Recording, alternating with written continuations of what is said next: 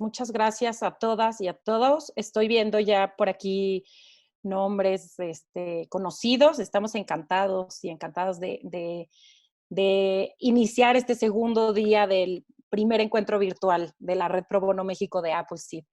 El día de hoy empezamos con este panel que es el primero y único que hemos realizado en Appleseed porque es una mezcla de materias y una combinación muy interesante de dos despachos que son bastante cercanos a la red y con los que trabajamos muy, muy de la mano. Muchas gracias a Sánchez de Bani, muchas gracias a Turanzas, Bravo y Ambrosi por su apoyo, por su tiempo.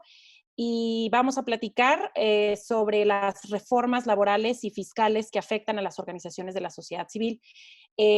Como dinámica, los exponentes y Apple sí decidimos que íbamos a hacer algo diferente, que las presentaciones iban a estar combinadas y sobre todo porque son materias y reformas que involucran no puedes dejar una sin la otra. Seguramente ya ustedes han tomado han investigado información y saben que lo laboral implica fiscal y viceversa todo el tiempo. Entonces, no quisimos dejar de fuera en ningún momento cualquiera de las dudas que ustedes quieran o puedan exponer. Al final del día, al final de la presentación, ahorita estamos nosotros como panelistas, pero vamos a ir cambiando la dinámica para que pueda haber una interacción. Sé que en algunos despachos también les pidieron que por favor que entraran a esta sesión especial para buscar esta actualización.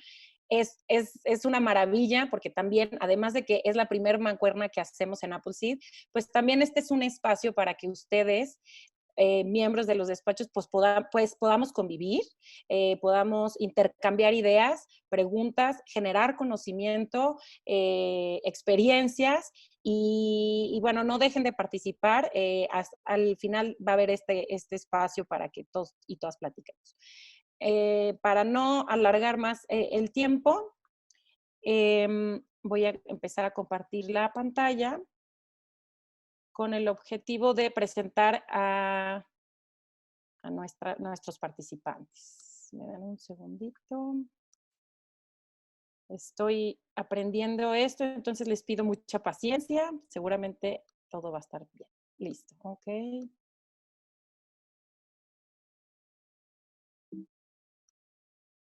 Ok.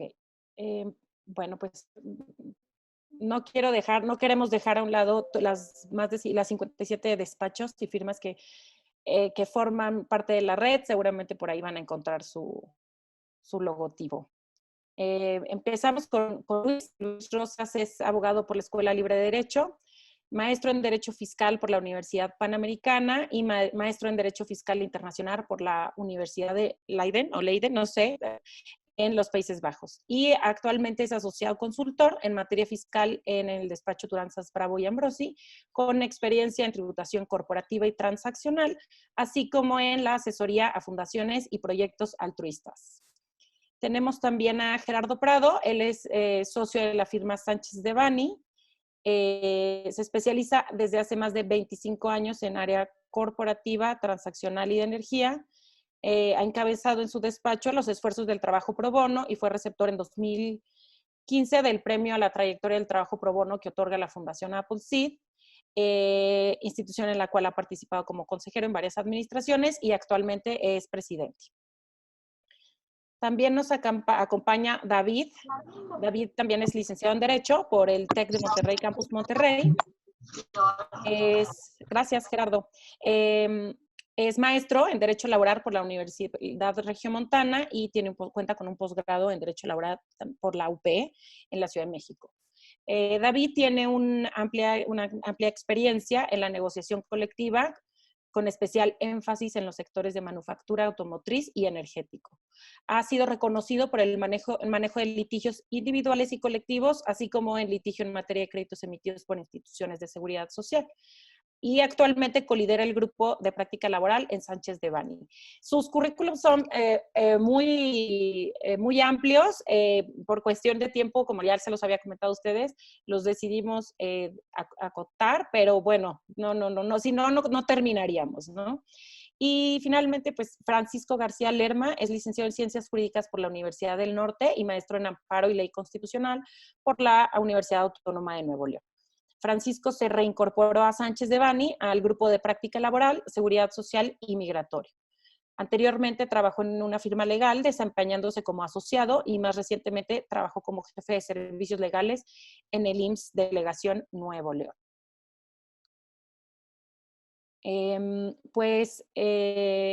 Gracias a todas y a todos por acompañarnos. Ahorita demos inicio. Si quieres, le cedo la palabra al equipo Sánchez de Bani para comenzar. Denme un segundito. Para comenzar con derecho laboral, que va a tener ciertas intervenciones también por aquí fiscales, de parte de Luis. Denme un segundito.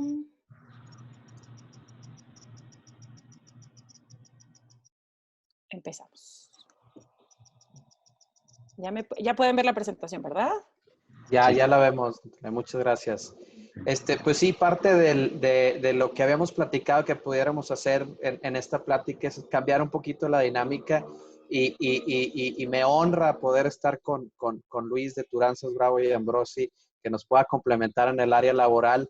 Estos temas que tienen una implicación fiscal, yo creo que no habíamos visto en reformas laborales tanta interacción con el área fiscal. Entonces, la idea es darles, es muy poco tiempo, pudiéramos estar todo el día platicando de las reformas. Vamos a platicar rápidamente de las más relevantes o las que nos han traído mucho más ocupados en estos últimos meses. Porque todo se nos conjuntó a los laboralistas. Habíamos tenido una legislación laboral sumamente estática por muchos años y luego de repente viene la reforma constitucional del 2017 y en adelante muchas reformas, ¿no? Entonces, vamos a platicar rápidamente de ellas. Adelante, por favor, Natalia. De la agenda laboral vamos a hablar rápidamente del teletrabajo, obviamente la reforma del régimen de subcontratación que nos trae probablemente a todos muy locos. El TEMEC y los mecanismos laborales de respuesta rápida y su complemento con el tema de las legitimaciones de contratos colectivos. Para terminar con el tema de la dictaminación proactiva como riesgo de trabajo en los casos de COVID. Adelante, Natalia, por favor.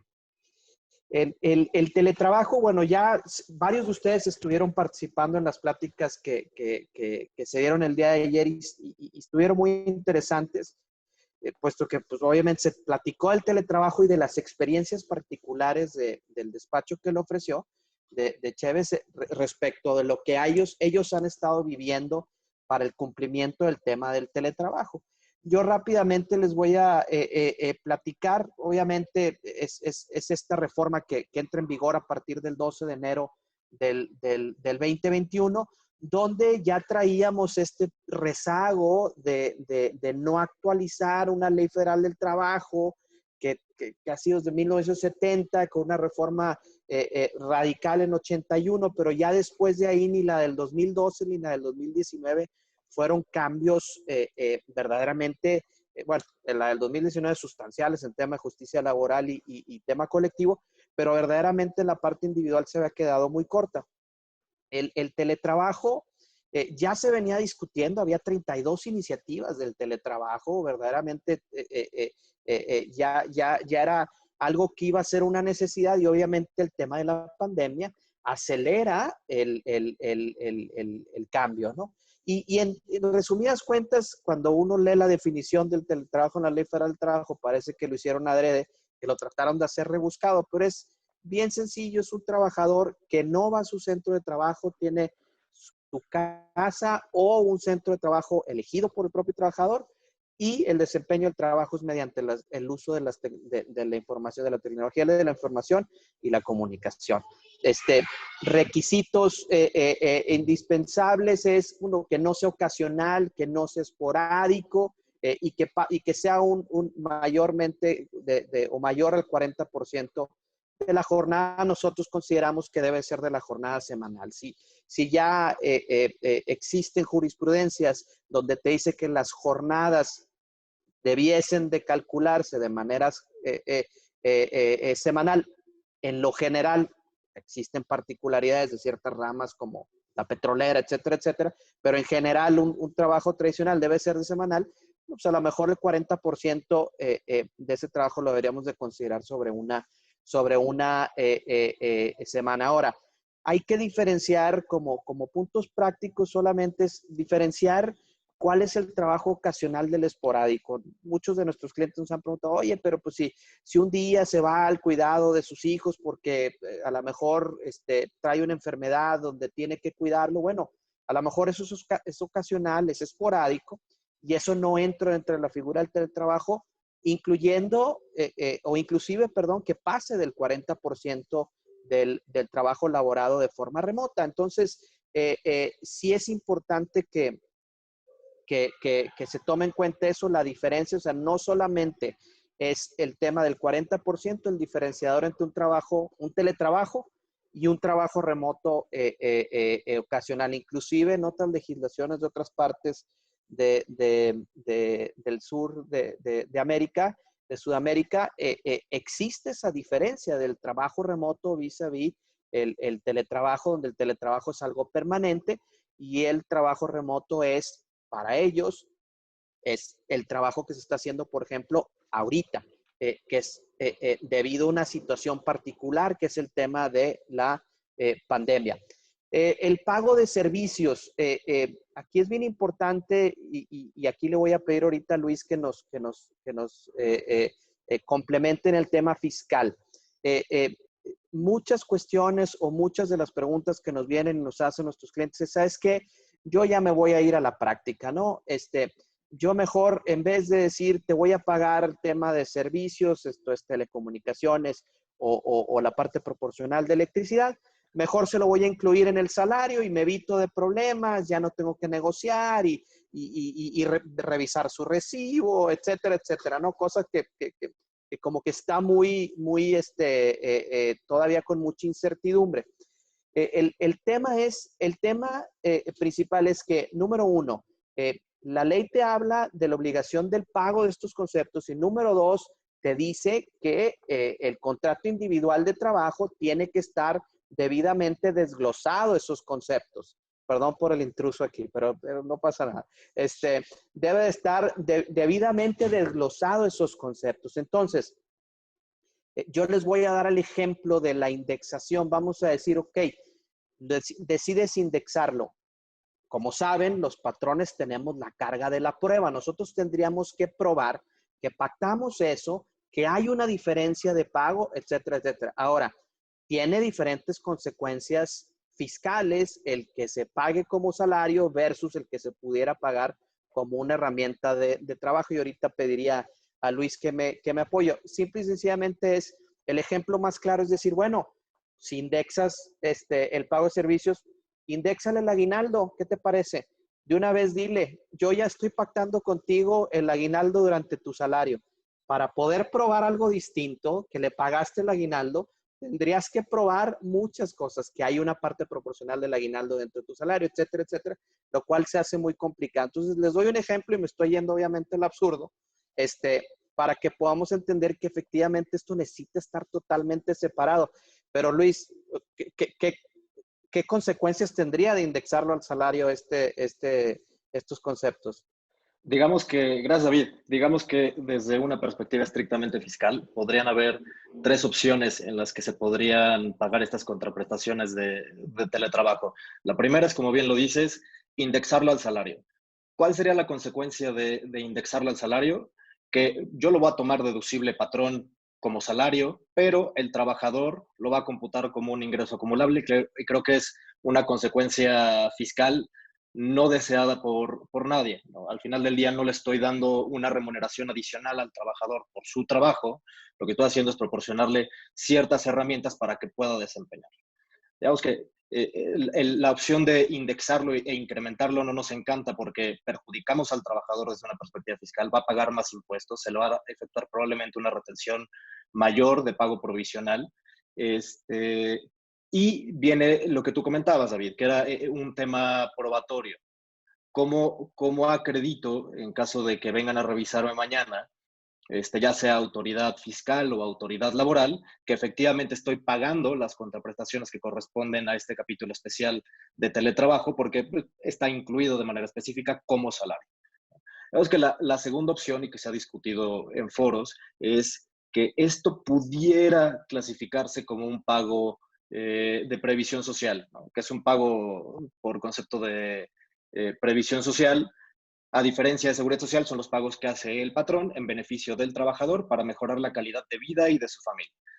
Creemos que no cuadra en esta definición porque pues, no estamos mejorando la calidad de vida del trabajador, le estamos dando herramientas para que desempeñe su trabajo desde la casa.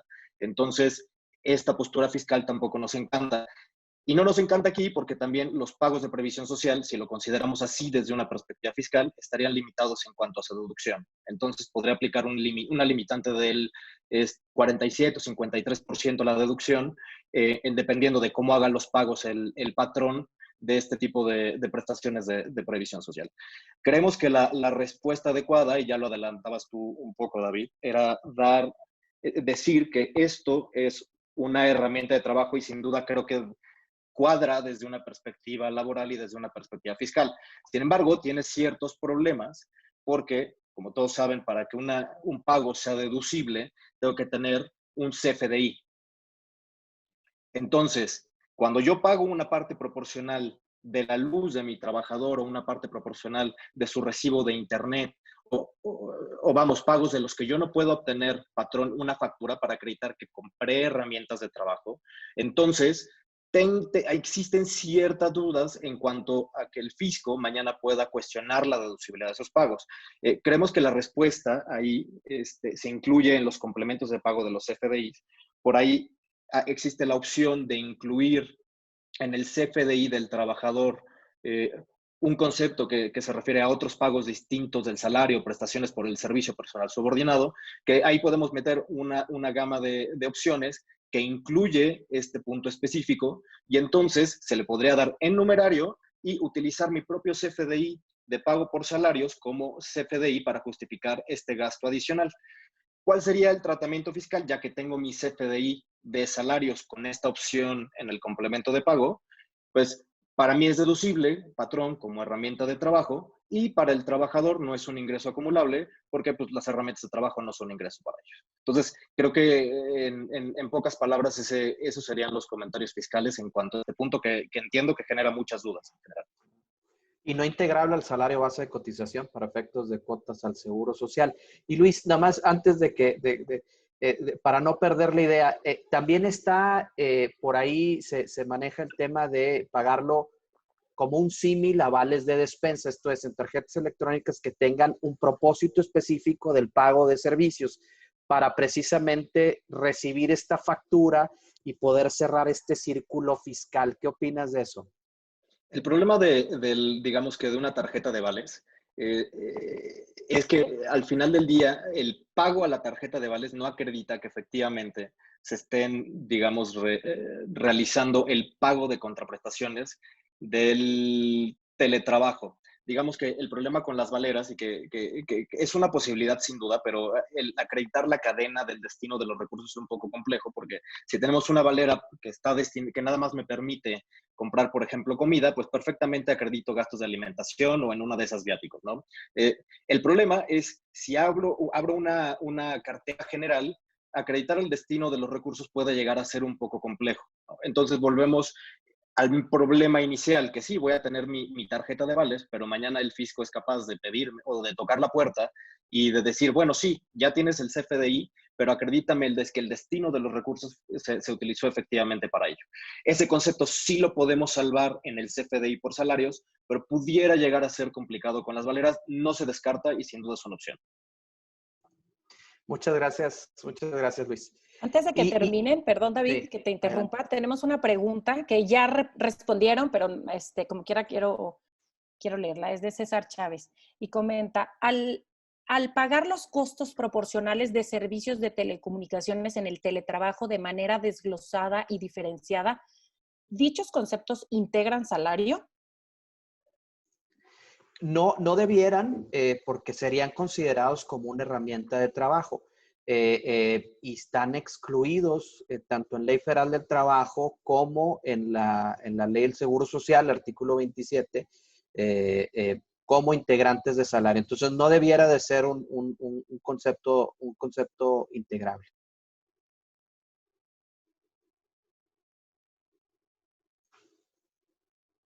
Muchas gracias, ya, perdón. No, Aquí hay otra pregunta. Creo sí, que salió adelante. otra.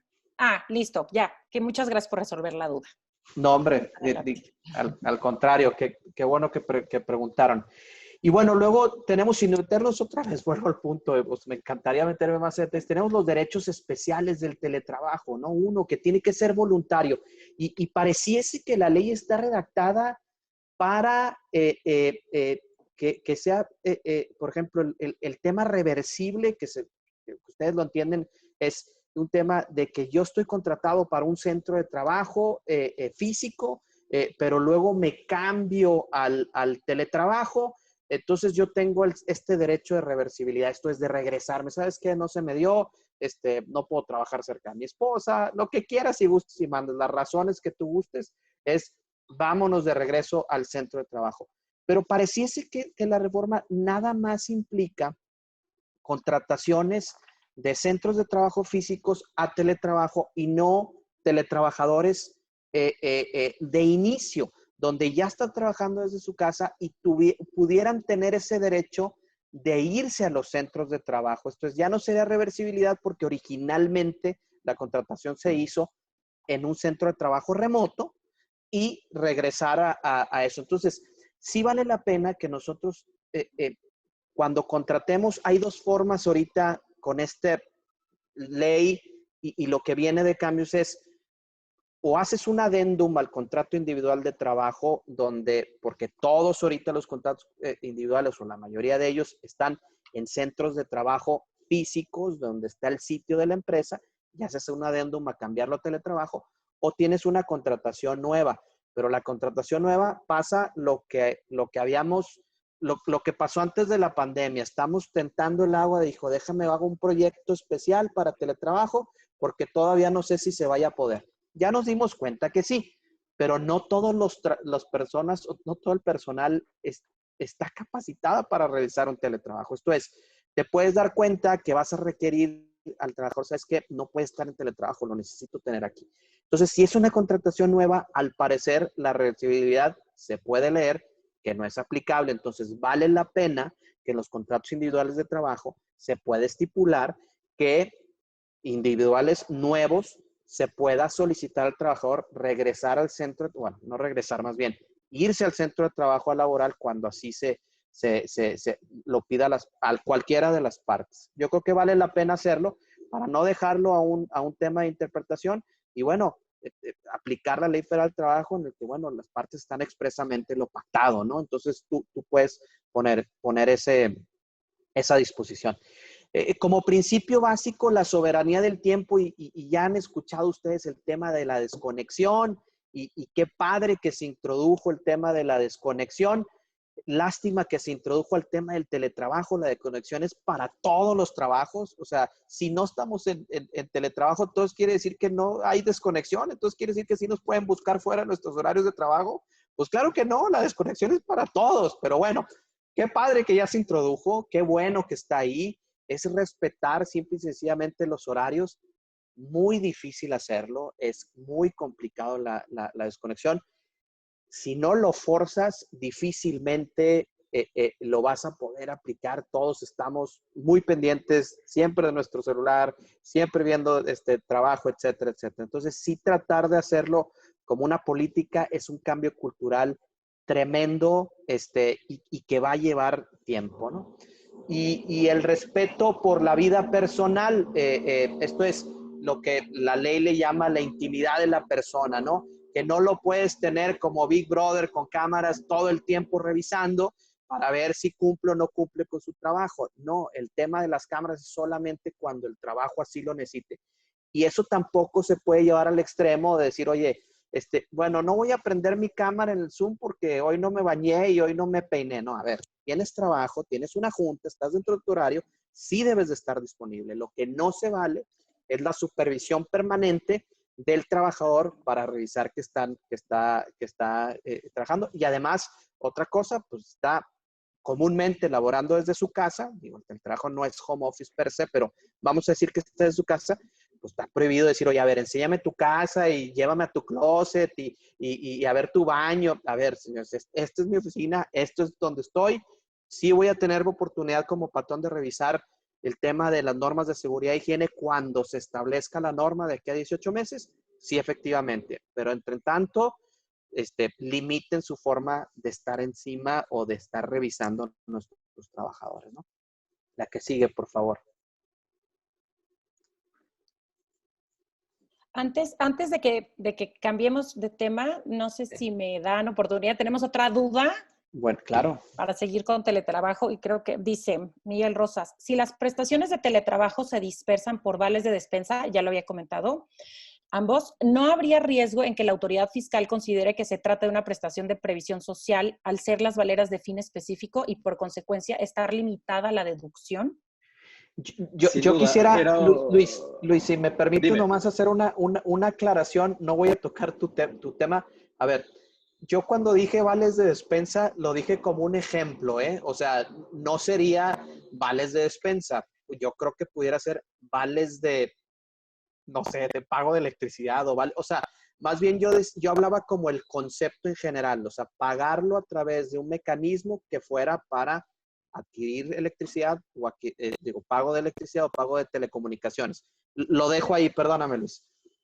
No, y tienes toda la razón. Y justo la pregunta es muy buena porque efectivamente las valeras son de fines específicos y están diseñadas para pagar o cubrir gastos de previsión social y como gastos de previsión social tienen estas limitantes específicas. Y era lo que platicábamos hace un rato. El problema es acreditar que yo utilizo mi tarjeta de vales de despensa para la compra de una computadora o para la compra de papelería que yo voy a estar utilizando en mi casa o de cualquier cosa que yo se necesite para realizar esta actividad de teletrabajo.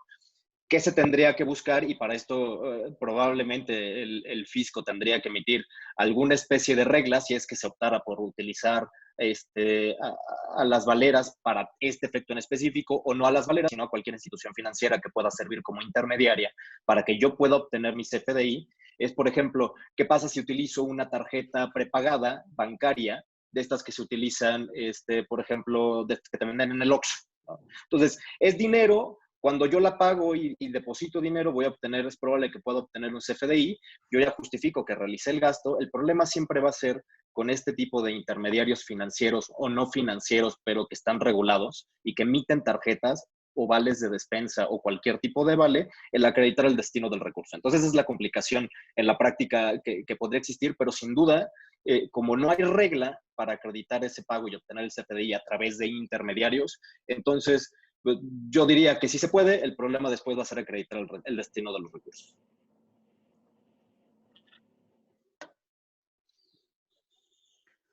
Perfecto, listo. Natal, si podemos pasar a la que sigue, si ya no hay más preguntas. Claro, gracias. No, fíjate que tenemos la mano levantada de Leslie. No sé si nos lo puedas escribir por chat. Como quieren un ratito más, vamos a abrir la posibilidad de que todas y todos participemos. Si nos podrías esperar un poquito, sería lo máximo. Gracias. Listo. Bueno, rápidamente, porque ya me estoy consumiendo, insisto, son temas bien interesantes que nos pueden llevar todo el día. Obviamente la propuesta de subcontratación nos ha traído loquisísimos desde el pasado 12 de noviembre del 2020, sobre todo porque luego decían, iban a poner a trabajar mucho a Luis, que iba a entrar en vigor a partir del 1 de enero en la parte fiscal, pero en la parte laboral desde el momento de su publicación. Y la verdad es que siendo preferente, no siendo preferente, si es la voluntad del presidente hacerlo el fast track de acelerar la aceptación, la aprobación de las cámaras de una legislación, se puede hacer súper rápido, ¿no? Más bien, yo lo que les diría rápidamente es cómo vamos. Seguramente ya la conocieron.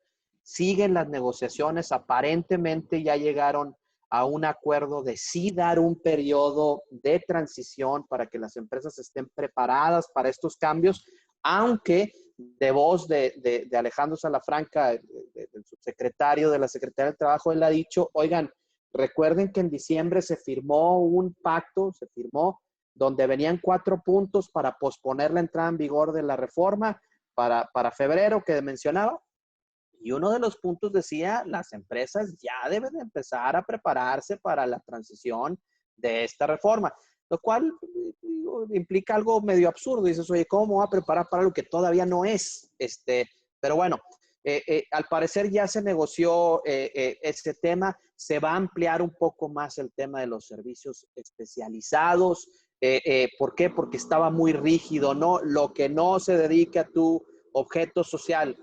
Híjole, caray. Entonces, General Motors va a tener que hacer un carro desde la tuerca que le ponen a la llanta hasta el volante, el motor, el tablero, etcétera, etcétera. Pues obvio no. Tiene que haber un proceso de supply chain, pues, donde lo único que pide o lo que está mencionando la Secretaría del Trabajo es, a ver, no tercerices empleados, simple y sencillamente, si son tus empleados, a eso te dedicas y es lo que te genera la riqueza del negocio, ahí lo debes de tener. Inclusive, ante una de las cuestiones o de las cosas donde nuestros clientes más nos han preguntado, que es el esquema o el tema del back office o el shared services, los servicios compartidos, cuando tienes diferentes divisiones de negocios. El subsecretario Salafranca dijo, esos son servicios especializados. Esto es, sí podrá hacerse, estos servicios debieran de calificar como servicios especializados, así lo mencionó. ¿Por qué? Porque son servicios para todas las sociedades, porque habíamos pensado, oye, bueno, una persona va a tener que estar entonces en la nómina de las 5 y de las 5 vamos a decir divisiones de negocios y eso quiere decir que va a recibir utilidades de las 5, o sea, complicaciones que pudieran hacer, pero aparentemente sí va a ser así. Legislaciones que ya han pasado en otros países de Sudamérica, como Colombia, si mal no recuerdo, Ecuador, Brasil, han llegado a esa conclusión de decir, a ver, solamente lo que sean los trabajadores que estén dedicados íntimamente a la generación del negocio y de la riqueza, esos son los que tienen que, todo lo demás puede ser calificado como servicio especializado. Entonces, bueno, ya veremos cómo va evolucionando este tema. En el tema de las organizaciones de la sociedad civil, pues el reparto de utilidades no tiene tanta relevancia como en una empresa en particular, que no hay un límite de reparto, etcétera, etcétera, que ahí es donde está centrado ahorita el enfoque y donde está ahorita atorado el tema de la negociación, ¿no? Por una parte se dice que el sector patronal ofreció que se garantizara un mes de reparto de utilidades, o se topara un mes de reparto de utilidades. Los sindicatos en diciembre estaban totalmente cerrados a un tope. Al parecer ya aceptaron algo como alrededor de 33 y 4 meses. La Secretaría del Trabajo le dijo al sector patronal absolutamente no un mes. Un mes es el promedio que ya se paga, ya sea como reparto de utilidades o bono sustitutivo de utilidades. Entonces se tiene que buscar un punto intermedio. Ojalá que se llegue a esta negociación para simple y sencillamente dar certeza. Hay 20,000 teorías de cómo se está negociando, por ejemplo, de Cito Par, pero aquellas que ya repartían utilidades 8 o 9 meses, por ejemplo, las acereras aquí en Nuevo León, decirle, bueno, todas sí, pero si tú ya repartías 8 o 9 meses, tú sigues repartiendo eso. Pues habría una diferencia, o sea, no estarías tratando igual a todo mundo, ¿no? Entonces, tienen que buscar un punto intermedio y evidentemente, si quieren evitar el tema de la subcontratación, además de prohibirla, yo creo que tienen que también regular el tema del reparto de utilidades. Y bueno, las sanciones, de tener una sanción máxima de 5,000 UMAS, que estamos hablando de 400 y cacho mil de pesos, ahora se va hasta 50,000 y estamos hablando de 4,5 millones casi como multa máxima, ¿no? Adelante, la que sigue. Gracias. Y rápidamente, antes de pasar al tema de seguridad social, pues bueno, otra de las que nos ha tenido muy ocupados es el tema del TEMEC y con estos mecanismos laborales de respuesta rápida.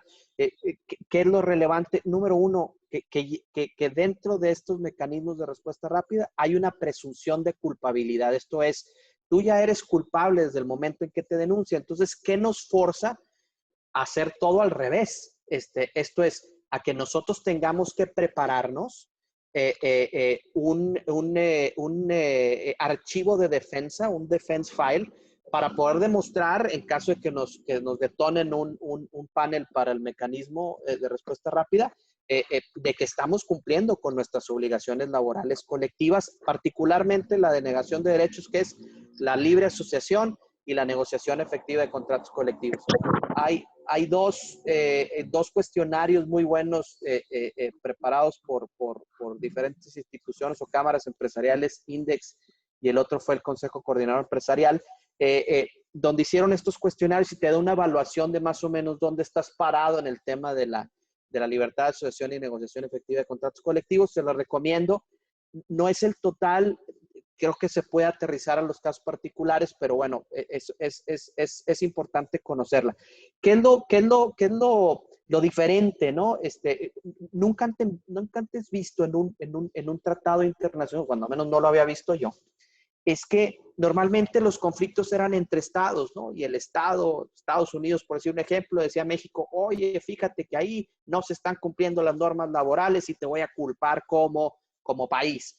Ahora no, ahora las sanciones son particulares a los centros de trabajo y las denuncias las pueden hacer los trabajadores, los sindicatos, las ONG, los activistas, competidores, etcétera, etcétera, ¿no? Competidores, que eso es muy serio, ¿no? Entonces, siempre los mecanismos de respuesta rápida traen como consecuencia que puedas perder estos beneficios arancelarios para la exportación de tus bienes y productos o la imposibilidad de exportar esos bienes. Entonces, por ejemplo, toda la franja fronteriza norte, donde hay mucha maquiladora, manufactura, etcétera, etcétera, pues ya no tendrían razón de ser, de estar en el país si tiene una prohibición de exportar. Entonces, sí es bien importante hacerlo. Y ahora, ¿por qué creemos? A los abogados nos encanta meterle miedo a nuestros clientes, ¿no? Y decir, no, iba a pasar esto, iba a pasar lo otro, y luego, como nos dice, como diría mi papá, que en paz descanse, mucho ruido y pocas nueces. Bueno, ¿por qué si vemos que hay un interés particular de que estos mecanismos de respuesta rápida se den? Cuando entró en vigor el tratado, el TEMEC, no pasaron 2 semanas y una empresa automotriz grande que está en Silao, y ya deben saber quién es, ya recibía, no en el tema de TEMEC, no con un mecanismo de respuesta rápida, pero la primera inspección en 2 temas particulares: libertad de asociación y negociación efectiva de contratos colectivos, que son precisamente estos temas. Entonces, como el TEMEC sí te da una posibilidad de que primero sea nuestro país el que investigue si hay violación, regresar con su símil en Estados Unidos, por decirles un ejemplo, y decir, ¿sabes qué? Sí me convenciste, no hay. Pero puede decir, ¿sabes qué? No me convenciste. Voy a empezar un mecanismo laboral de respuesta rápida. Entonces, ya empezaron, ya se hicieron, y ya viene esta ola, ¿no? Estados Unidos creó un hotline. Hay una ley especial para esto. Ya mandó delegados laborales en la embajada y en los diferentes consulados del país. Y obviamente hay, sin lugar a dudas, un apoyo de Estados Unidos a los activistas que tenemos aquí en México. No les voy a echar mentiras, todo está por escrito. Cuando el presidente López Obrador fue a visitar a Trump en Washington, los senadores demócratas le entregaron una carta al presidente Trump donde dijo, estamos muy preocupados con el avance de la reforma laboral y en particular la detención de Susana Prieto Terrazas porque va en contra de todo el derecho laboral, bla, bla, bla. Ustedes saben que Susana Prieto Terrazas fue la que causó el movimiento en Matamoros, donde pararon más de 45 maquiladoras en paros que no fueron necesariamente legales. Entonces, ese activismo lo vemos muy fuerte. Les voy a dar el ejemplo precisamente con Susana Prieto Terrazas. Susana Prieto Terrazas publica en Facebook, que es una de las fuentes muy importantes de su activismo, dijo, quiero conocer al presidente. 24 horas después, ella estaba en presidencia, en el Palacio, con el presidente, con la secretaria de Economía y con la secretaria del Trabajo. el gobernador Corral de Chihuahua lleva 6 meses pidiendo la audiencia a López Obrador y no se ha podido juntar con él. Entonces, nada más con ese ejemplo les digo cómo viene el activismo en México, ¿no? Y con esto yo termino la parte laboral. Le doy paso a Francisco García para que nos cuente un poquito del tema de seguridad social. Muchas gracias. Muchas gracias, David. Antes de cerrar el apartado laboral, te quiero leer una pregunta que tenemos Sí. aquí en la audiencia. En el contexto de la pandemia, la reforma en materia de teletrabajo surge como una nueva modalidad de contratación. En su opinión, ¿la reforma en teletrabajo implica la actualización de las relaciones de trabajo vigentes pactados bajo otras modalidades? En mi opinión, y a reserva, bueno, nuestra opinión como despacho, y a reserva evidentemente de que esto siga teniendo su interpretación, la respuesta es no. Las relaciones que tenemos actuales son por necesidad, ocasionales. La definición de ocasional es que no sea tu trabajo permanente o habitual, y no es la forma habitual del desempeño de nuestro trabajo. De que tiene que ser voluntario, ustedes lo saben, y no es voluntario. E inclusive muchos gobiernos de los estados nos prohíben el estar en los centros de trabajo. Entonces, desde nuestra óptica, no es un tema que se acordó con el trabajador y por lo tanto no aplicarían las reglas del tema de la subcontratación. Hay otros que dicen que sí, es totalmente respetable. ¿Por qué? Porque dice que inclusive el tema de la celebración voluntaria, salvo los casos de fuerza mayor, y estamos en un caso de fuerza mayor. En una de las pláticas, sin que esto sea ley, obviamente, en una de las pláticas precisamente con el subsecretario Salafranca, él dijo que esto no estaba hecho para la pandemia y que el teletrabajo se iba a vivir desde el momento en que volviéramos a la normalidad. Entonces, interpretando eso, pudieras quizá decir que no le aplique el teletrabajo a los tiempos de pandemia. Ojo, a las situaciones de personas que cuando se acabe la pandemia van a regresar físicamente. Cuando ya tenías trabajos que efectivamente eran teletrabajadores sin la legislación, esos ya los tienes que modificar, porque a final de cuentas su trabajo, cuando regrese a la normalidad, sí va a ser teletrabajador. ¿Sí me explico? Entonces, ese sería nuestro comentario, así es como lo vemos nosotros.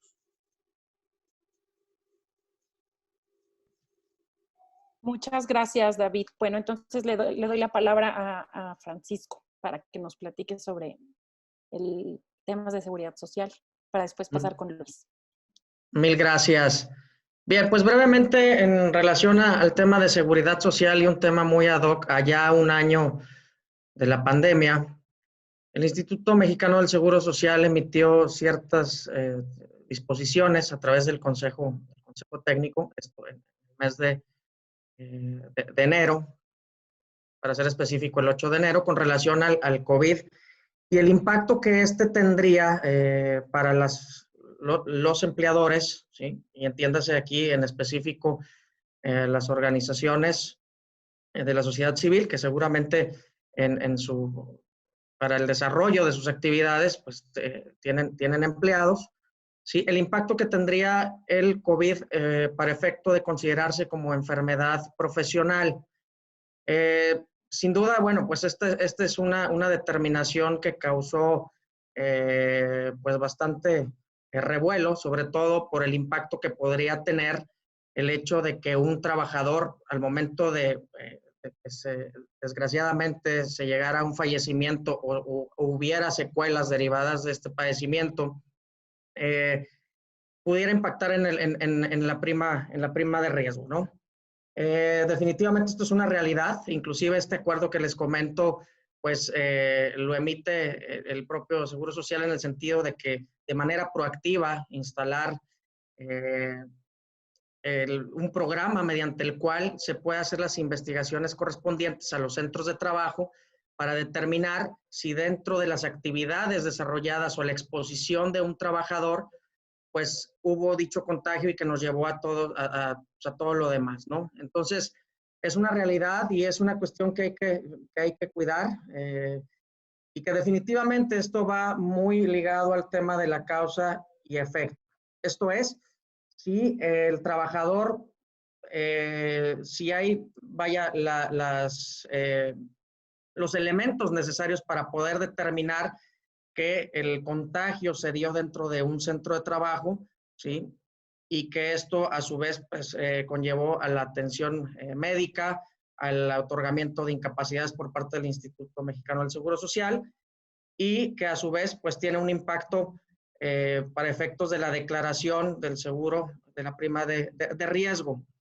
Esto es muy subjetivo y de ahí la controversia que se suscita aquí en los diversos empleadores o la gente que tiene emplea y que a su vez incorpora bajo el régimen obligatorio a sus trabajadores sobre qué puedo hacer yo o por qué tendría el Seguro Social que determinar que yo soy culpable de la enfermedad o del contagio que contrajo el trabajador.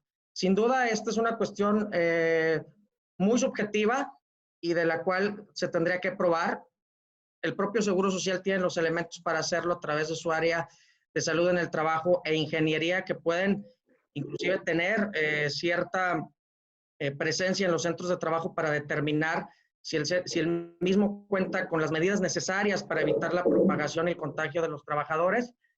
Y en su caso, si durante los últimos 14 días o 14 días previo a la fecha en la cual se presume se contrajo la enfermedad, estuvo presente un trabajador en el centro de trabajo, ¿sí? Y bueno, pues, todo lo que puede conllevar una serie de estudios y evaluaciones por parte del Seguro Social. Entonces, de ahí el cuidado que se le debe de dar a esta determinación del propio IMSS. Debo decirles que si bien es cierto, ya están emitidos los lineamientos, no de manera muy clara, pero sí para que el propio Seguro Social pueda efectuar sus investigaciones para determinar esto. Al 31 de diciembre del año pasado únicamente se ubicaron como enfermedades profesionales 34 defunciones, ¿sí? Entonces realmente ha sido muy poco y la capacidad también del propio instituto para llevar a cabo sus investigaciones al respecto, pues se encuentran limitadas, ¿no? Pero no deja de ser un tema preocupante el hecho de que pueda impactar en la prima riesgo de trabajo al momento de la declaración que se efectúa en el mes de febrero de cada año. Y vuelvo un poco al tema de la causa-efecto porque pues el virus se encuentra en el ambiente, como nos lo han dicho en reiteradas ocasiones las autoridades de salud. Entonces, vaya, de ahí que el contagio pues puede resultar impredecible e inevitable en algunos de los casos, ¿no? Y que inclusive pues las empresas no provocan la mayoría de los casos pues el contagio, ¿no? Por lo mismo que comentaba, esto pues se encuentra en el propio ambiente. ¿Cuáles son los criterios que consideraría el IMSS para esto? Es la exposición, el grado de exposición del trabajador dentro de su centro de trabajo. Y esto entiéndase en el sentido de que un hospital, una clínica, una funeraria, pues tendrían una mayor exposición al virus con relación a cualquier otro giro o a cualquier otra actividad que se pudiera desarrollar por parte de cualquier empleado, ¿sí? Entonces, principalmente esto es lo que revisa el IMSS. E insisto, pues, la capacidad se ve rebasada al momento de analizar los centros de trabajo con relación al número de muertes que se han suscitado desafortunadamente en nuestro país. Pero no deja de ser un tema preocupante para los empleadores, entiéndase, las organizaciones o cualquier otro, por el impacto del aumento de la prima de riesgo, ¿no? Y que esto sin duda implica un gasto mayor para el pago de las cuotas obrero-patronales y, bueno, pues todo lo que conlleva pues la erogación de este gasto.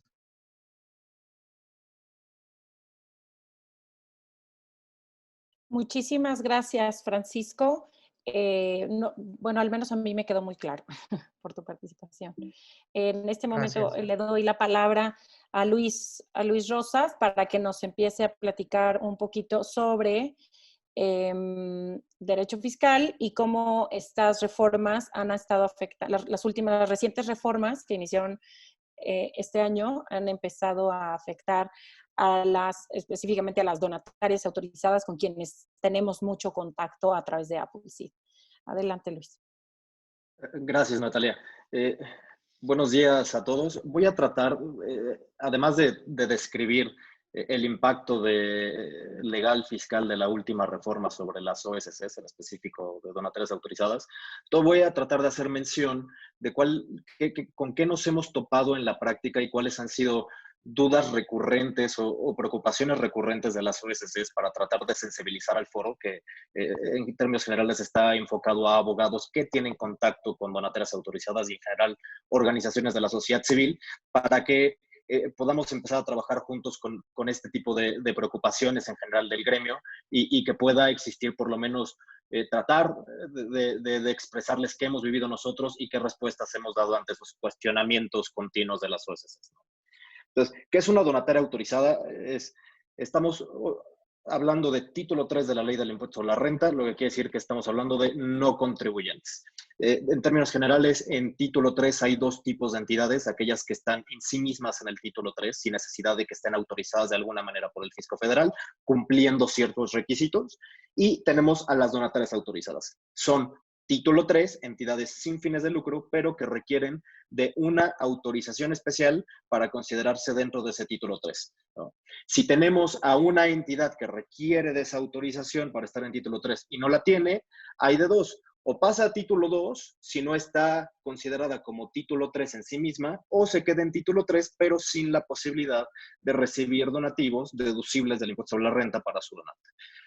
Como para hacer alguna mención especial, porque no se va a tocar en el resto de la presentación, nada más quisiera, como regulación especial de donatarias que no se incluyen dentro de la reforma 2021, pero que estuvo presente en reforma 2020, es que a partir del año pasado se consideró a las donatarias autorizadas como exentas del impuesto al valor agregado.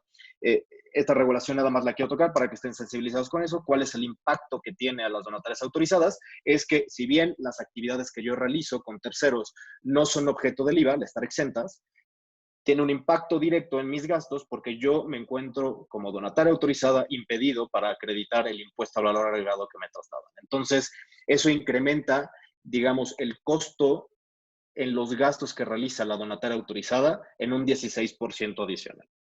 Entonces, en términos generales, aquí es de lo que estamos hablando, títulos 3 con autorización específica, que son no contribuyentes del impuesto a la renta y que como donatarias autorizadas también están exentas al pago del impuesto al valor agregado.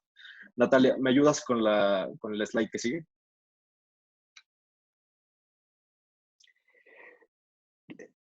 Uno antes. Gracias. ¿Qué pasa? El primer punto importante de la reforma, ciertas entidades que estaban en sí mismas en el título 3 sin requerir autorización del fisco para tales efectos, a partir de 2021 ya requieren de autorización para ser consideradas como no contribuyentes del impuesto sobre la renta.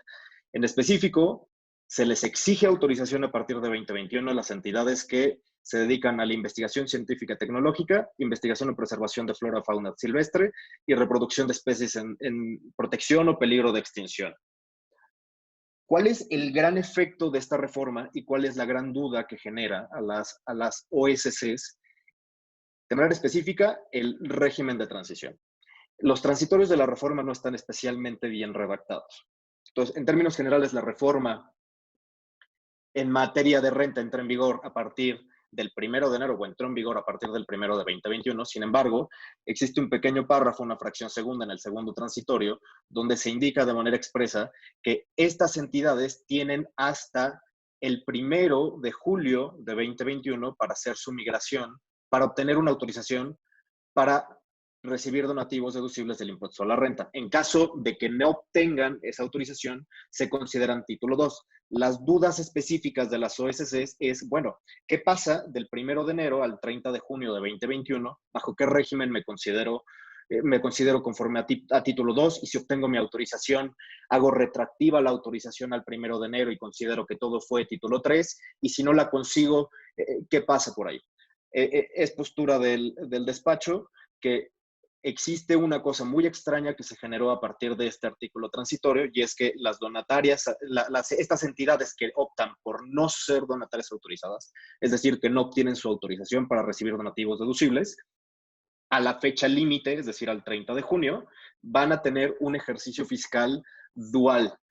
Por los primeros 6 meses del ejercicio fiscal 2021 van a ser consideradas título 3, porque creemos que sí, la reforma entra en vigor para estas entidades a partir del 1 de julio de 2021, y a partir del 1 de julio de 2021 empiezan a tributar conforme a título 2 de la ley del impuesto a la renta, con todas las consecuencias correlativas, que puede incluir la presentación de declaraciones de pago provisional, empezar a jugar con ingresos acumulables y deducciones autorizadas, y pues por esos 6 meses determinar la utilidad del ejercicio.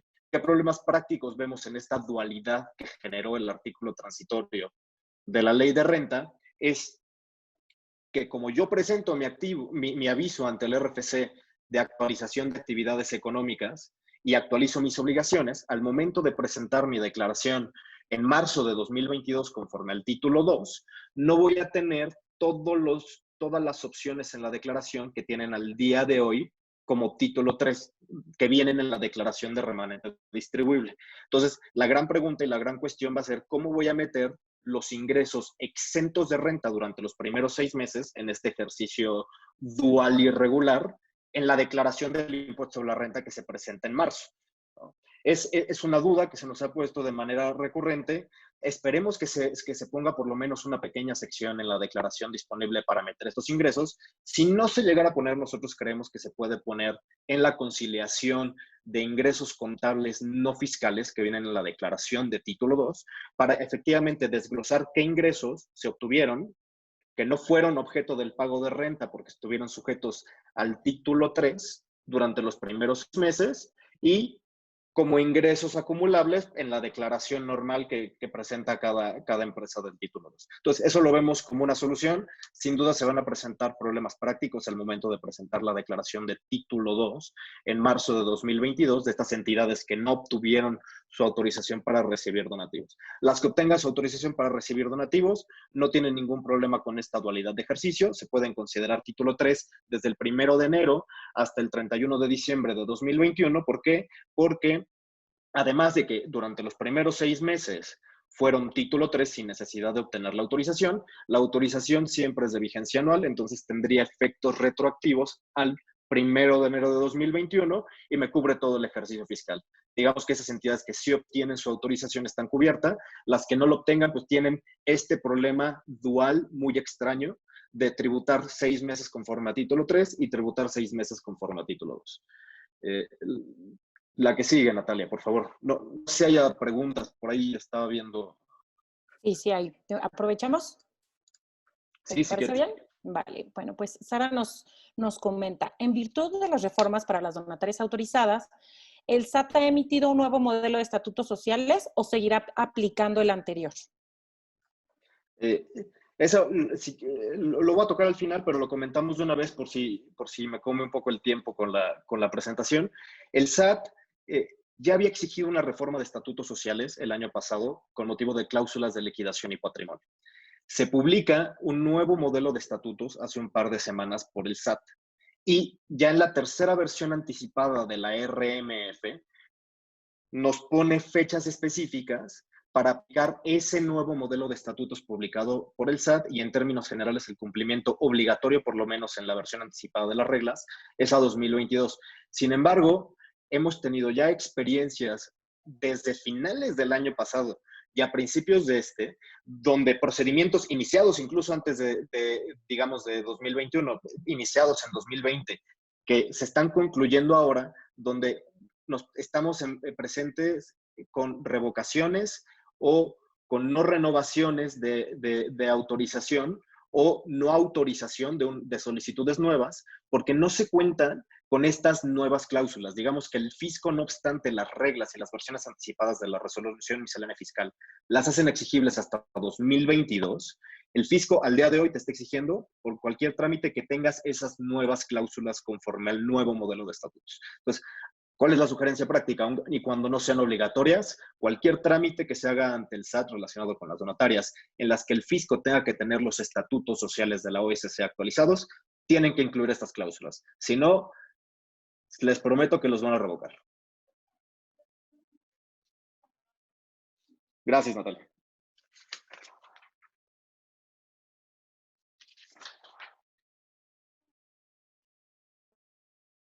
¿Qué pasa con los ingresos? El segundo punto relevante de la reforma es que se establece un límite de ingresos por actividades distintas que las donatarias autorizadas pueden obtener para mantener su autorización.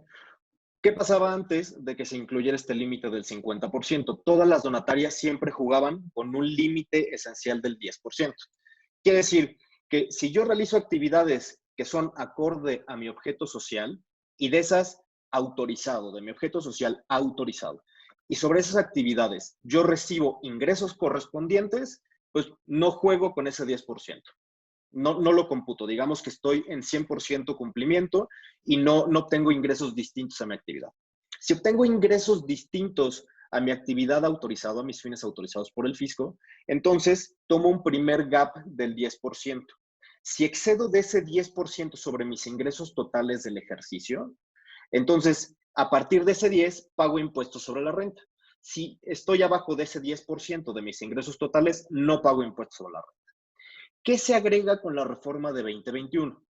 Se establece un límite adicional del 50%. Quiere decir que si yo, donataria autorizada, obtengo más del 50% de mis ingresos totales de actividades distintas a los fines por las cuales obtengo mi autorización, entonces actualizo un supuesto de revocación. ¿Cuál es el gran problema con esto? Por un lado, antes de la reforma teníamos un wording en la ley de renta que se refería a una parte sustancial de ingresos. Aquí ya no estamos hablando de sustancialidad de los ingresos, sino simplemente de un límite tajante que de excederse actualizaría un supuesto de revocación. ¿Cuál es el origen de este límite del 50% por la obtención de ingresos distintos a los fines de autorizados? En la exposición de motivos de la reforma se incluye un análisis respecto al reporte de donatarias 2019, que es muy parecido en cuanto a cifras al 2020, pero se pone un análisis y la iniciativa del Ejecutivo dice, mira, de los 200,000 millones de pesos de ingresos que obtienen todas las donatarias autorizadas en México, fíjate que de donativos nada más son 47,000 millones, de actividades sí relacionadas son 20,000 millones, y de actividades no relacionadas son 132,000 millones. Es decir, 3/4 partes, en opinión del Ejecutivo Federal, y pues así se adoptó por las cámaras, como sabemos, con mínimas modificaciones. Prácticamente todas las donatarias están recibiendo un mundo de dinero que no corresponde a los fines por los cuales fueron autorizadas. Por eso ponen un límite que de excederse actualiza un supuesto de revocación. ¿Cuál es el problema? Que dentro de estas actividades no relacionadas que se incluyen en la iniciativa presentada por el Ejecutivo Federal, se incluye todo el listado que está previsto en este artículo 80, párrafo 7 de la ley. Es decir, que ahí ponen cifras que no debieron de haber sido consideradas, es decir, el fundamento de la reforma está mal. En nuestra opinión, lo que debió de haber hecho el Congreso y que ya no hizo y que probablemente no vaya a hacer ante el sentimiento, digamos, del Ejecutivo, ante las organizaciones de la sociedad civil, es no analizar a las donatarias en cuanto a la naturaleza de las actividades que realizan y a los ingresos que perciben por actividades distintas, sino al destino de los recursos. A mí, fisco, no me debería de importar, por la propia naturaleza de las ACs o SCs sin fines de lucro, o las IAPs, que son por autonomía no lucrativas, de dónde obtengo mi dinero, siempre y cuando sean a través de actividades lícitas, sino que efectivamente lo destino a la realización de una actividad asistencial autorizada. Es un gran error de la iniciativa, pero por eso y por este riesgo de revocación de actividades que excedan más del 50%, cobra absoluta relevancia el séptimo párrafo del artículo 80 de la Ley de Renta, que nos dice que se entiende por una actividad distinta a los fines autorizados.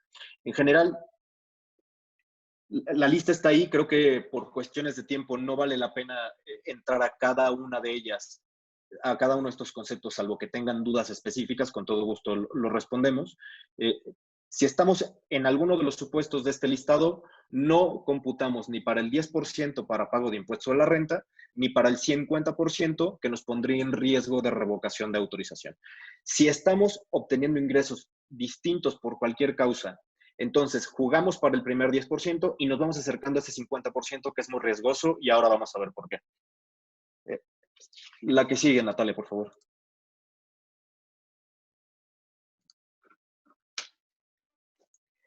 Como estamos en título 3, las donatarias autorizadas juegan con el concepto de remanente distribuible. ¿Qué es el remanente distribuible? Es un equivalente a las utilidades netas de personas morales del título 2. Se le llama remanente distribuible porque en teoría no estoy obteniendo utilidades al ser non-profit, sino que obtengo un remanente, es decir, un excedente respecto de la realización de los ingresos totales derivados de la realización de mis actividades. Es decir, tengo ingresos, después tengo gastos y de eso tengo un remanente, que no es una utilidad porque soy una entidad sin fines de lucro. En la ley del impuesto a la renta, como reforma relevante para 2021, se incluyen modificaciones en materia de remanente distribuible ficto. ¿Qué es el remanente distribuible ficto? Es, no obstante, no distribuya ese excedente entre ingresos y gastos del título 3. Se va a presumir que efectivamente se está entregando a los socios o integrantes de la OSC y por lo tanto se determina la obligación de pago del 35%. En general, los supuestos que están previstos en el artículo 79, párrafo 6 y en la resolución miscelánea se mantienen prácticamente igual. ¿Qué cambia? Antes, yo tenía obligación de determinar remanente distribuible cuando un gasto no era deducible. Sin embargo, existía una excepción en resolución miscelánea fiscal que permitía que esa no deducibilidad de gastos no aplicara cuando no tenía mi comprobante fiscal. Es decir, si yo realizaba erogaciones y acreditaba que eran relacionados con la realización de mi actividad autorizada, pero no tenía la posibilidad de obtener un comprobante fiscal, no me obligaba el fisco a determinar un remanente distribuible ficto. Es decir, no tendría que aplicarle la tasa del 35% sobre el monto del gasto que no está amparado por un comprobante fiscal. La regla miscelánea se elimina y entonces cualquier gasto que no sea deducible por cualquier causa actualiza la distribución de un remanente distribuible ficto. Por lo tanto, tengo que aplicarle la tasa del 35% y se tiene que pagar el 15 de febrero de cada año. ¿Cuál es la gran preocupación de las OSCs en este punto específico? Es que aquellas que están dedicadas a realizar actividades asistenciales, sobre todo en comunidades remotas, donde no haya acceso ni a luz, deja tú al internet, no hay acceso a agua, no hay acceso a luz. Entonces, y tienen que realizar gastos para cubrir a sus poblaciones objetivo, pues evidentemente va a ser prácticamente imposible obtener un CFDI que cumpla con requisitos fiscales. ¿Cuál es la consecuencia? Que cuando realicen gastos para la realización de una actividad asistencial en estas comunidades remotas y no puedan obtener el CFDI, entonces se determina este 35% adicional sobre el gasto y es completamente absurdo. En lugar de destinar el recurso para el cumplimiento de actividades asistenciales, estoy destinando el 30% de mis recursos para el pago de un impuesto por no cumplir con un requisito formal que muchas veces puede ser de imposible cumplimiento. Hay algunas sugerencias para cubrir esta deficiencia. Entre ellas entraba la idea que platicaba David en materia de teletrabajo en el tema anterior, es qué pasa si nos acercamos a una valera o a una institución intermediaria que me pueda emitir un CFDI. Sin duda es una posibilidad. Hay que analizarlo en el caso concreto porque no funciona para todas las donatarias, depende de las actividades específicas por las cuales fueron autorizadas para revisar si efectivamente se puede o no dispersar el dinero a través de entidades intermediarias que expidan CFDIs, pero sin duda esta es una preocupación de todas las OSCs. Gracias, Natalia.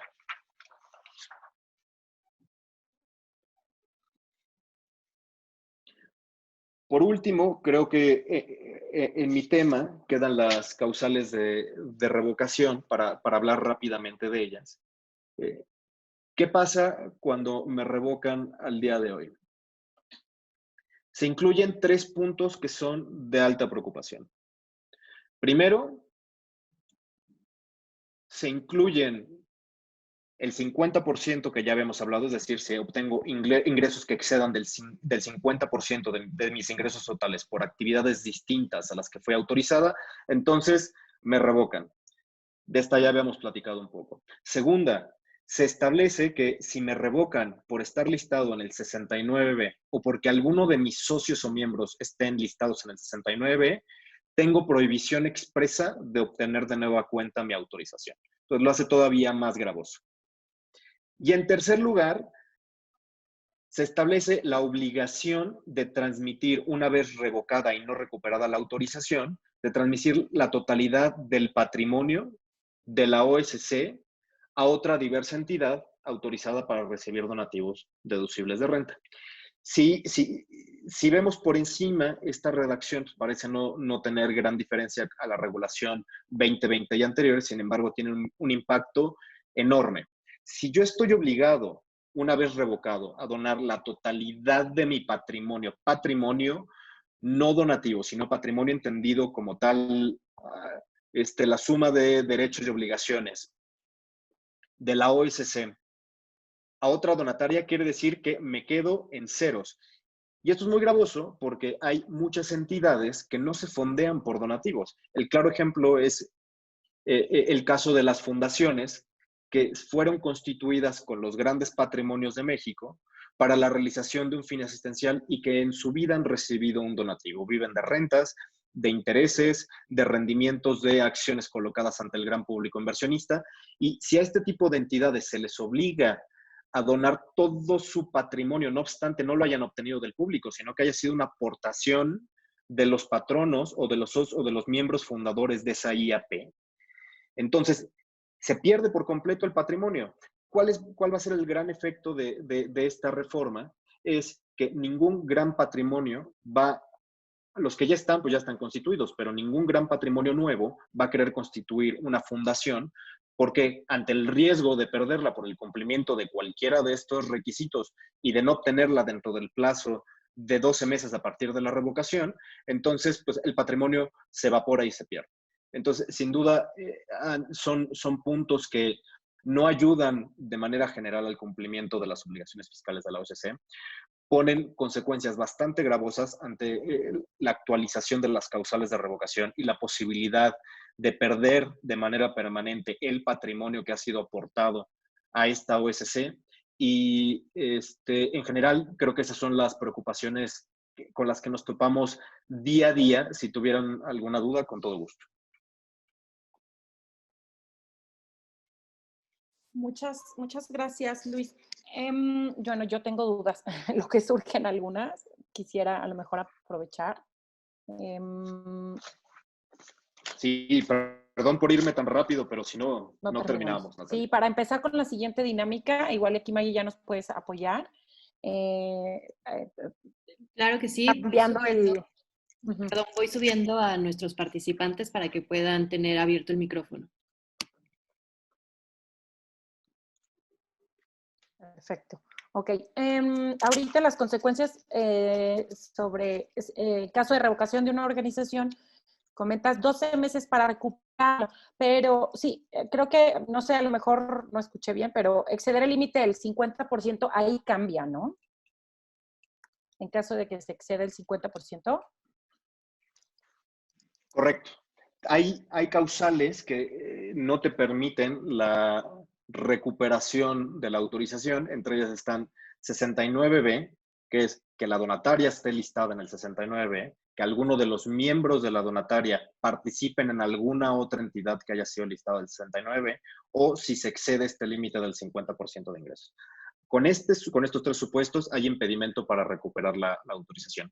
Con el resto de los incumplimientos, digamos, un incumplimiento formal, alguna falta de presentación de avisos o lo que sea que implique la revocación, existe este gap de 12 meses para recuperarla. De manera específica, la diferencia entre el gap de 12 meses pre-reforma y el post-reforma es que antes se permitía a ciertas entidades continuar en el título 3 en lo que la recuperaban, incluidas las instituciones de asistencia privada que están autorizadas conforme a las juntas locales de asistencia.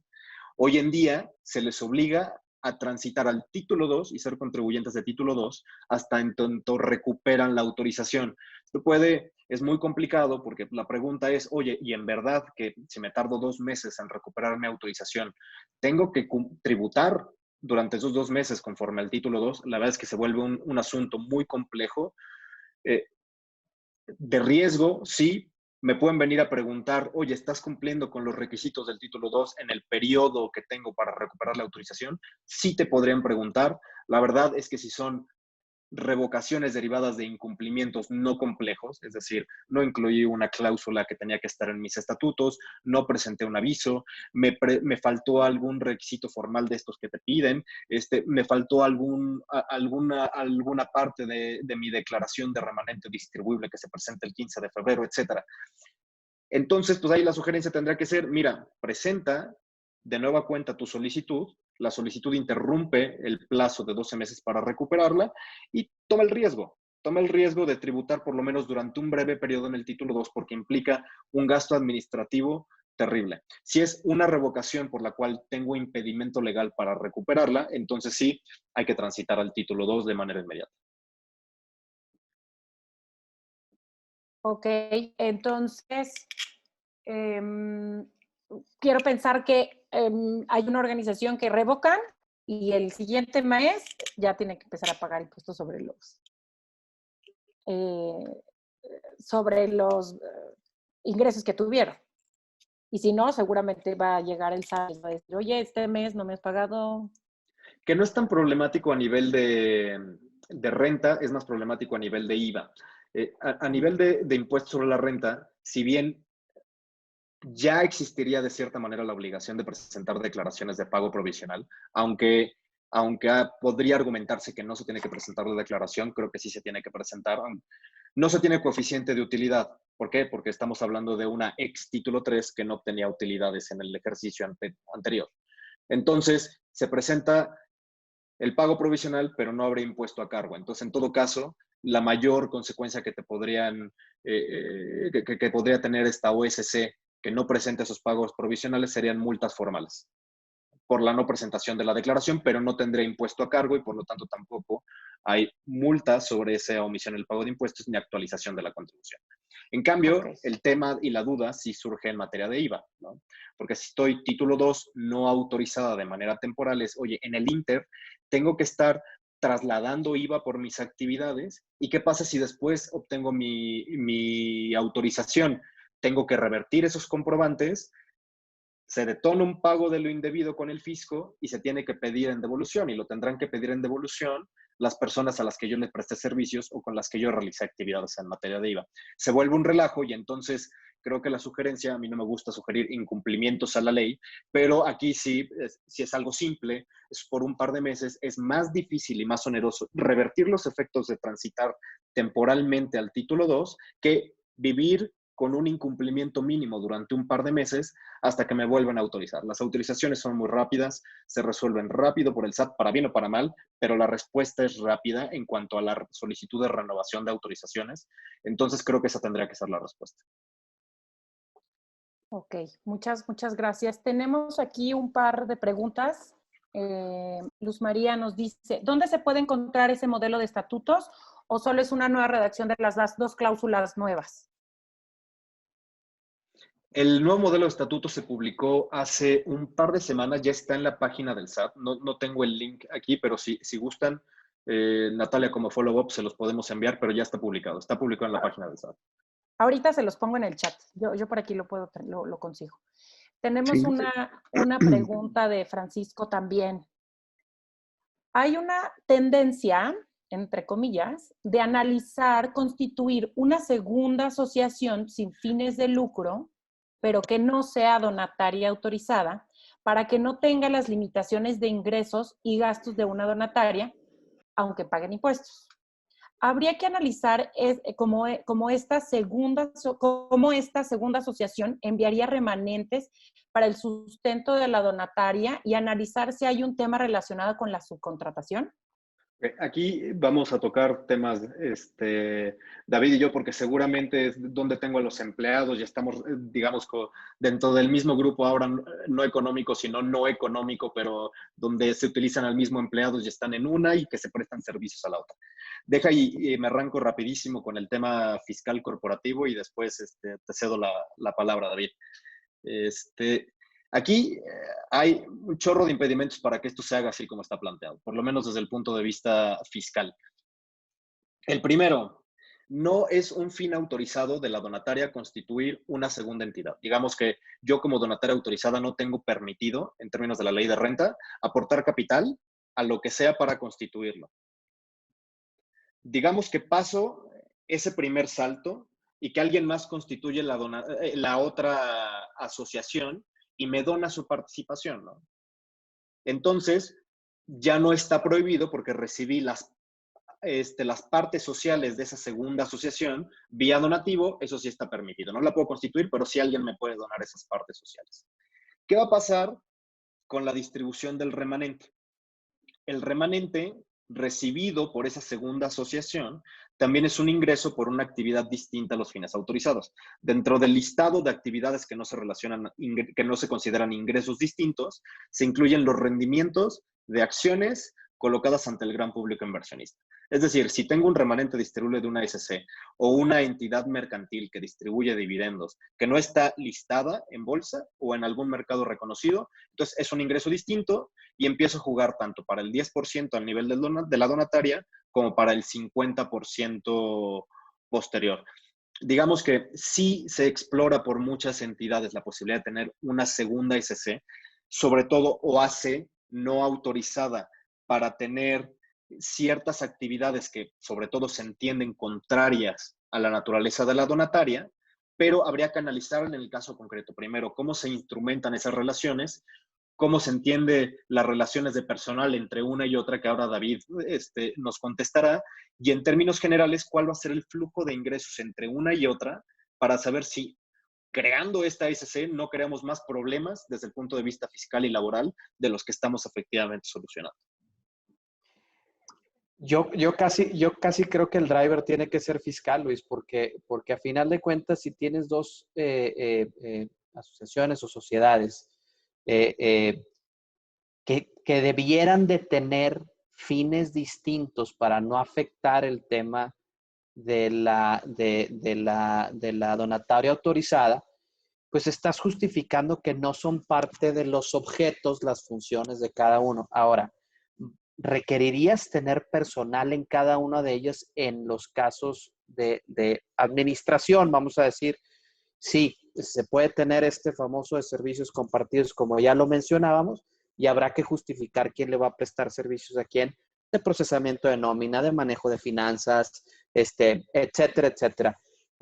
Desde el punto de vista estrictamente laboral, de cómo está redactada la ley, y si las dos tienen funciones totalmente distintas para no afectar la estructura de la donataria, en materia laboral creo que sí puede volar. Habrá que ver cómo termina saliendo la ley ahora. Vuelves al punto de que esta propuesta de la subcontratación fue creada para entidades que sí, efectivamente, todas son patrones, pero aquellas, o sea, la idea es repartir utilidades y no utilizar estos servicios abusivos de subcontratación de personal. Entonces, yo lo veo factible de bote pronto, había que obviamente analizar un poco más, pero el driver tiene que ser un tema fiscal. Digo, mi esposa trabaja en una universidad y es donataria autorizada, y cada vez que escucha la palabra donataria autorizada es como que se le prenden de perder ese estatus, es como, wow, no puede ser, ¿no? O sea, como que el temor, ¿no?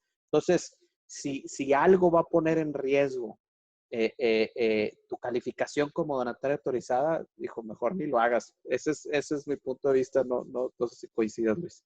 Sí, correcto. Hay hay que, sobre todo, evitar posiciones de riesgo. La pérdida de autorización es algo terrible porque, y con independencia del rollo fiscal, también implica una pérdida de confianza con los donantes y con mi estatus como donataria. Digamos que si de pronto le digo a mis donantes institucionales que perdí mi autorización, aunque sea por un mes, pues genera cierta desconfianza y pues, eso va a afectar de manera directa la recepción de fondos. Entonces, la confianza que doy a terceros como donataria autorizada, sin duda, es esencial. Y en tema de subcontratación, también coincido contigo. Además de que esto fue creado para entidades lucrativas, no sin fines de lucro, sobre todo porque no estás jugando con la participación de trabajadores en las utilidades. Al día de hoy, pues no tenemos nada seguro, ¿no? Entonces, tratar de plantear una reestructura para cualquier tipo de entidad con motivo de la posible reforma subcontratación, sin saber a ciencia cierta cuáles son los efectos que va a tener sobre cada grupo empresarial o, en este caso, sobre las OSCs de manera específica, creo que sería adelantarse un poco y poner la carreta delante de los caballos y probablemente tomar decisiones adelantadas. Creo que tu comentario es en el mismo sentido, implicaría tener que corregir lo corregido cuando ya tengamos el resultado definitivo. Entonces, yo sé que la espera no le gusta a nadie, pero la respuesta aquí es que hay que esperar hasta tener un poco más de claridad. Si me permiten, nada más dar un comentario. Gerardo Prado, ¿cómo están? Buenos días. No tengo prendido mi cámara porque estoy en un lugar fuera de mi oficina y la verdad es que la recepción está bastante mala, pero creo que vale la pena nada más recalcar las organizaciones de la sociedad civil que hay al menos algunas cosas que sí podemos empezar a hacer. Una es la que se comentaba, revisar si mis estatutos sociales requieren ser modificados para empatarlos con el nuevo modelo del SAT. Esa parte es fundamental, la voy a tener que hacer y como lo comentaban, cualquier trámite que vaya a hacer en relación con donataria autorizada me lo van a requerir. Aunque esto sea exigible hasta el año que entra, me lo van a exigir. Y yo les sugeriría que además de reformar los estatutos en relación con las cláusulas estas que nos está pidiendo el SAT, modernizar en relación con el patrimonio, también reformen los temas de adopción de resoluciones en asambleas, porque hay muchas organizaciones de la sociedad civil que en sus estatutos no tienen la adopción de resoluciones fuera de asamblea. Y con esto del COVID, la verdad es que la gente no se quiere juntar. Entonces es un buen momento para también adicionar sus estatutos con la posibilidad de tomar decisiones tanto a nivel de sus consejos como a nivel de sus asambleas, fuera de asamblea. Esto es válido y si se establecen los estatutos lo podemos hacer. El otro tema es revisar sus fuentes de financiamiento. Este tema del 50% que nos comentaban es gravísimo. El perder el patrimonio es, hagan de cuenta, que terminar de existir legalmente. Entonces necesitamos revisar nuestras fuentes de financiamiento y necesitamos revisar nuestra autorización del SAT para ver perfectamente qué sí está autorizado y qué no. Que no haya, digamos, ninguna duda dentro de los miembros de su organización de qué sí está autorizado y qué no, y cómo tenemos entonces que encuadrar ese tipo de cosas, porque lo peor que nos puede pasar es que nos demos cuenta que estamos muy cerca del 50 de los años anteriores, como hemos venido operando, y que no hagamos nada para reestructurar esas fuentes de financiamiento. La pérdida de la donataria por este concepto es gravísima, como ya lo señalaron, y tendríamos que verlo. Entonces creo que es un buen momento para analizar este tema y decir, bueno, ¿quiénes son mis donantes? ¿Dónde están las fuentes? ¿Cuánto me están dando? ¿Cuáles son los promedios de qué estoy haciendo adicional que a lo mejor no está autorizado para acopiarme fondos? Es súper común pues que hagan rifas, que hagan una serie de cosas las organizaciones de la sociedad civil para acopiarse de fondos porque no hay suficiente ingreso de otras fuentes y muchas de ellas están cerca de ese 50. Entonces, es momento de parar el camino y decir, bueno, vamos a reflexionar cómo tenemos que reestructurarnos. Y por último, el tema de los consejeros. Si ustedes tienen muchos consejeros, hay que, por lo menos, las organizaciones de la sociedad civil tienen que pedirle a los consejeros que les demuestren si están participando en otras organizaciones de la sociedad civil para ver qué tan serias son estas otras organizaciones de la sociedad civil. Si una de esas organizaciones cae en el supuesto de factureras, puede acabar con nuestra autorización donataria sin deberla ni temerla. Eso sería gravísimo, porque es un tercero que no tenemos control. Entonces, lo primero que hay que hacer es hacer un inventario. Oye, ¿quiénes son tus consejeros? ¿En qué otras organizaciones participan? ¿Desde cuándo? ¿Qué carácter tienen? Oye, ¿y esas otras organizaciones realmente están en cumplimiento de sus obligaciones fiscales o no. Porque si no hacemos ese análisis, pudiera ser que perdiéramos la donataria por una situación ajena totalmente a nuestra organización de la sociedad civil y que no podemos controlar. Y esa parte creo que es importante, o sea, lo podemos empezar a hacer ya en espera de lo que pasa con el tema de la subcontratación. Era toda mi intervención. Gracias. Muchas gracias, Gerardo, por tus comentarios bastante oportunos para todas y todos los abogados que están aquí y que están practicando y que están trabajando con las organizaciones. Maggie, ¿tenías por ahí un mensaje? Sí, una disculpa a nuestros ponentes por lanzar la votación de encuesta, pero es muy importante para nosotros desde Appleseed tener las respuestas y esta retroalimentación de cada uno de nuestros participantes. Entonces, en pantalla están viendo esta nueva pop-up. Gracias. Muchas gracias, Maggie. Agradecemos. Bueno, todavía tenemos algunas preguntas. Quiero nada más soltar, a ver si tenemos un par de minutos más para estas preguntas, para respetar el tiempo de todas y de todos.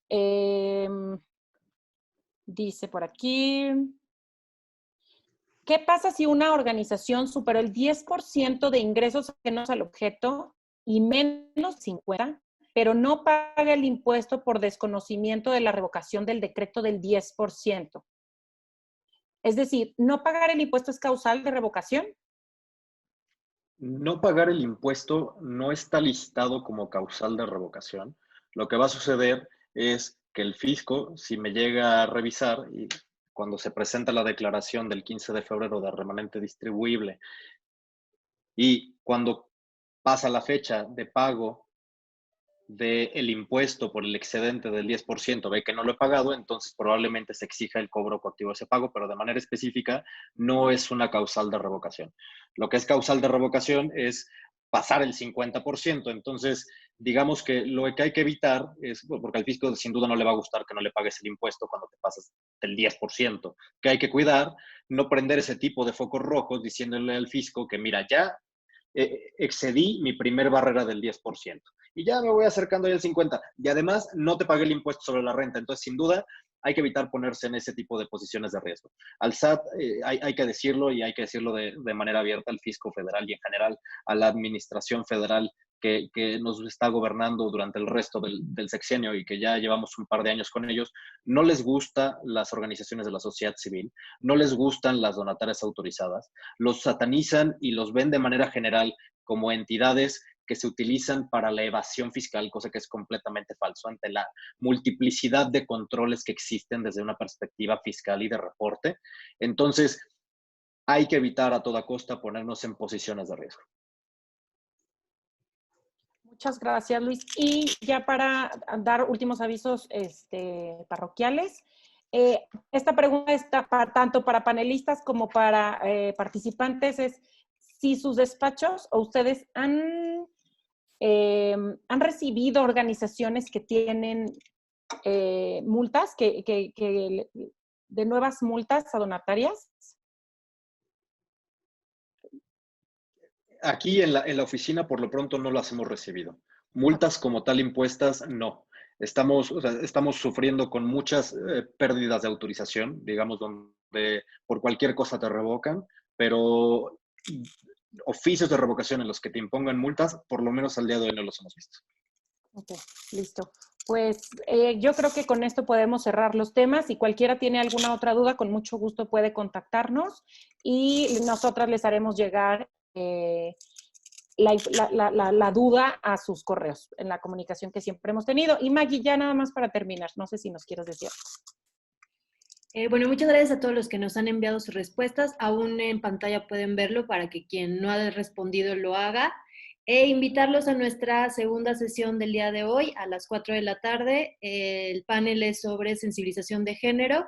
Vamos a presentar ahí los resultados de la investigación de Abogadas MX y la participación de dos de nuestros aliados, gracias, Julio Copo y Mariana Vázquez del Mercado. Eso es todo. Muchas gracias por la invitación y fue un gusto estar con ustedes en este panel. David, Francisco, Gerardo, fue un gusto participar con ustedes. Igual, Luis, un honor haber participado contigo. Excelente exposición, dicho sea de paso. Y muchas gracias a Apposite y a todos por estar aquí con nosotros. Ya nos pasamos del tiempo y muchas gracias por estar hasta ahorita con nosotros. Muchas gracias, un honor. Nos vemos en la tarde. Gracias. Hasta luego.